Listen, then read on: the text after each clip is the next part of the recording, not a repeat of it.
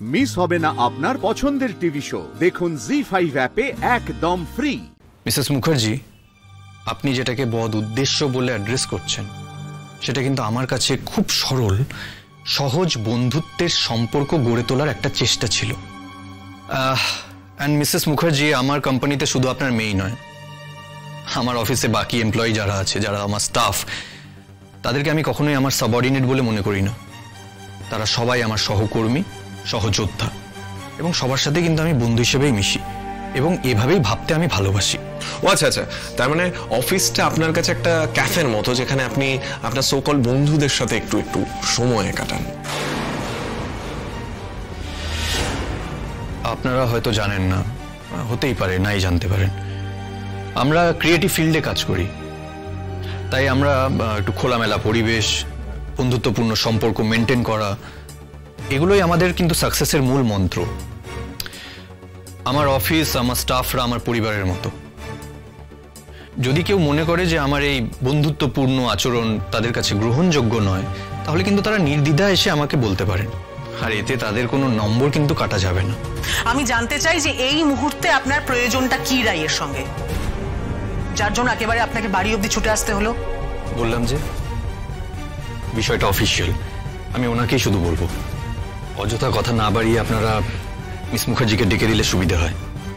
কি বলবেন আপনি আমাকে? কেন এসেছেন আপনি এখানে?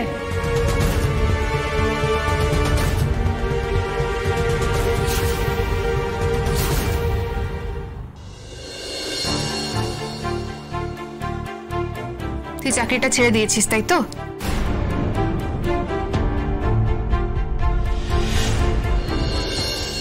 বাড়িতে কেউ না জানলেও আমি তো জানি এই মুহূর্তে দিদি ভাইয়ের উপর কতটা প্রেশার আছে, আর আমিও তো কিছু করতে পারছি না ওর জন্য।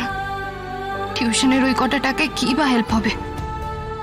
তার উপর ডাক্তারি পড়ার এত খরচ, কত রকম ফিস, বই কেনা। ক্লাসে আজকে মেডিকেল ক্যাম্পে যাওয়ার কথা হচ্ছিল, সেটাও হয়তো যেতে পারবো না। মাসের শেষে এতগুলো টাকা পাবোই বা কোথায়?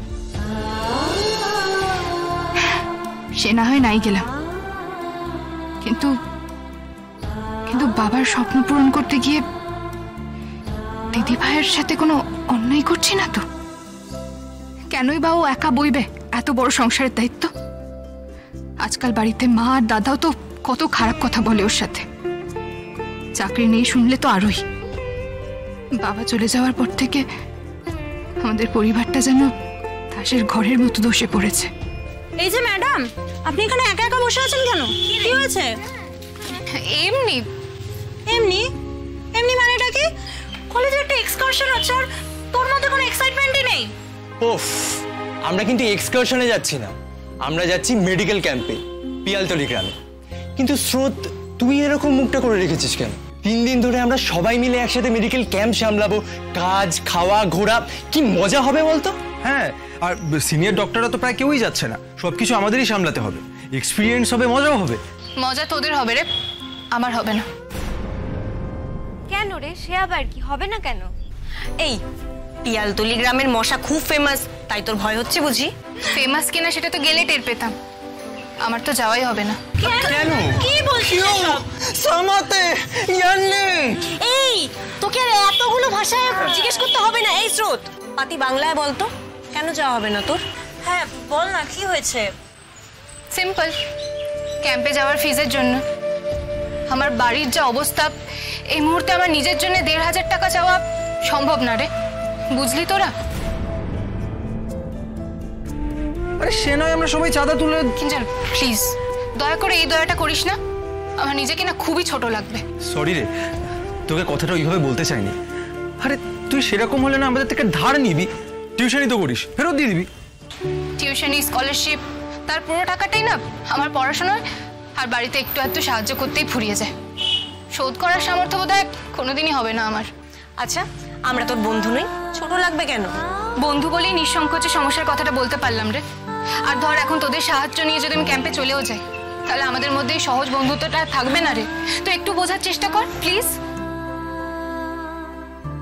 বুঝতে পারছি না রে স্রোত, তোকে আমরা জোর করব না, আমরা সবাই জানি তুই কতটা কষ্ট করে নিজেকে এগিয়ে নিয়ে যাচ্ছিস। কোনো রকম দয়া দেখিয়ে সেটাকে আমরা কখনো ছোট করব না রে। মাত্র 1,500 টাকা, সেটাও তোর ফ্যামিলি দিতে পারবে না? এই তোরা সব সময় লুকিয়ে লুকিয়ে আমাদের কথা কেন শুনিস বলতো?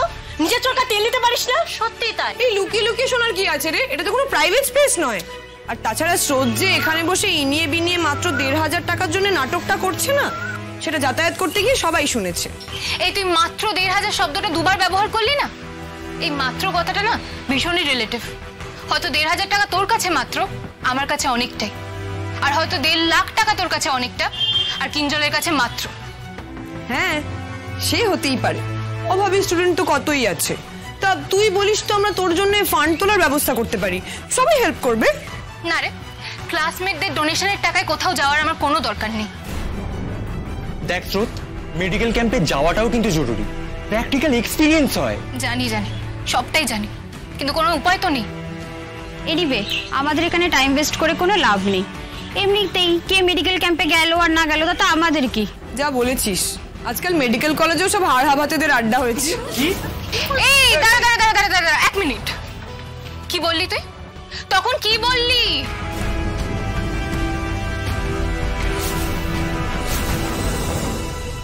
আমি এখানে কেন এসেছি আপনি জানেন না? না, আমি জানি না। আপনার তো এখানে এভাবে চলে আসার কথা নয়। আপনি প্লিজ চলে যান, প্লিজ চলে যান আপনি। এখন এসব লোক দেখানো চলে যান মার্কা কথা বলে কি লাভ রাই? তুই লোকটাকে এতটাই লাই দিয়েছিস যে লোকটা বাড়ি পর্যন্ত বয়ে চলে এসছে। তার থেকেও বড় কথা, তোর সাথে ওনার কি দরকার সেটা উনি এখনো কিন্তু বলে উঠতে পারলেন না। তো তোর কি এমন অফিস আর তার কি এমন গোপন কাজ যেটা বাড়ির লোকের সামনে বলা যায় না? আমার প্রথম থেকেই সন্দেহ ছিল যে তুই যে কাজটা করিস তার মধ্যে কোনো স্বচ্ছতা নেই।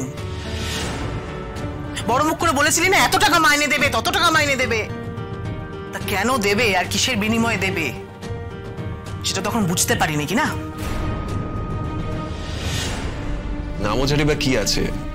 যখন একটা সাধারণ গ্র্যাজুয়েটকে কোনো ট্রেনিং ছাড়া, কোনো এক্সপিরিয়েন্স ছাড়া একটা অফিস হায়ার করে নেয়, তখন তো বুঝতেই হবে তাদের উদ্দেশ্য খুব একটা সৎ নয়। কোন পরিবেশে আপনি থাকেন মিস মুখার্জি? এরাই আপনার আপনজন? এত বিষ এনাদের মনে আপনার প্রতি কেন?